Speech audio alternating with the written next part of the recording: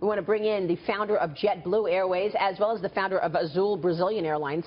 He joins us right now, David Neeleman. David, good to see you. Good to see you. Thanks so much for having me on. So, I mean, when you saw this Delta story, you must have been thinking, oh, God, you know, they have their hands full right now. What's your reaction to it? It's really hard when that happens because you have so many components on a flight, you know, the crew, and you have, you know, the airports, and when you get out of sync like that, to bring all those components back together again, you know, I used to say when Humpty Dumpty, bringing back together again, it's really hard. It takes days to recover from that. Are you worried that this is going to spread throughout the industry? I mean, could we see this happen at other airlines? Well, we've seen other outages. You know, you've seen Southwest had an outage last month. That's right. You know, this one has appeared to be just a power outage. You know, and so I actually founded a company that's a reservation system that we use today at Azul, that Ryanair, many airlines use around the world.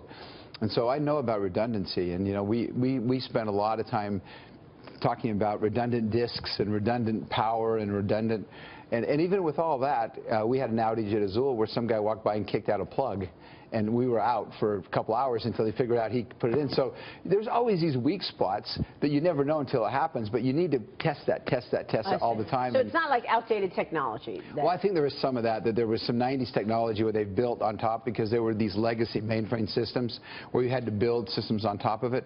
So there is some of that. But, you know, there's a lot of factors that go into it. On the investor side, there's so many cost pressures when it comes to running airlines, right? And there's a lot of constituencies with the unions we're seeing. And so in order to maintain margins, what's the best way for airlines to generate more revenue or to increase their margins in this tough market environment for them?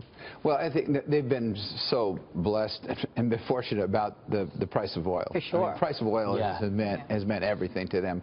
And it's great for consumers as well. You know, I guess if you're, you know, living in North Dakota or in Texas, you're not happy about it, or Alaska, but it really is fares that are all-time, you know, 6-year low, 8-year low, so you can get low airfares right now. And so, you know, I think as long as oil stays low, you're going to see the profits keep coming in, and projections are that it will for a while. It's all about oil. Everything else is just rounding errors. How's business to and from Brazil right now? Because there's so many issues there, whether it be the Zika virus or you've got impeachment around the former president Dilma. Yeah. Corruption. Are people traveling to Brazil, or is that down? Okay, so first of all, there was always a visa requirement to go to Brazil. So you needed to go get a visa, go to the consulate, pay $180. So that always kept Americans from going. Now there's a visa waiver, so nobody has to have a visa, and so until the middle of September, we're trying to get them to extend that. So we're seeing lots of Americans travel.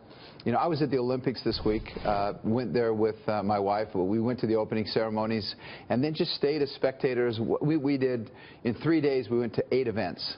You know, swimming and weightlifting and water polo and judo. I saw the Brazilian win their first gold medal. Oh, that was exciting. I've never seen a judo match where there was so much chanting and excitement. So and Brazilians love judo. Yeah, and so you know, what we're seeing in Brazil with our business is with the exchange rate now has come back down.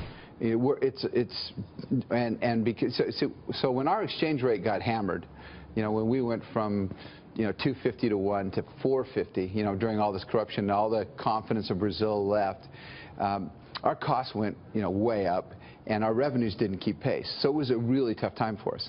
So now what's happened is, you know, they're starting to resolve some of the political issues in Brazil. The exchange rates come down.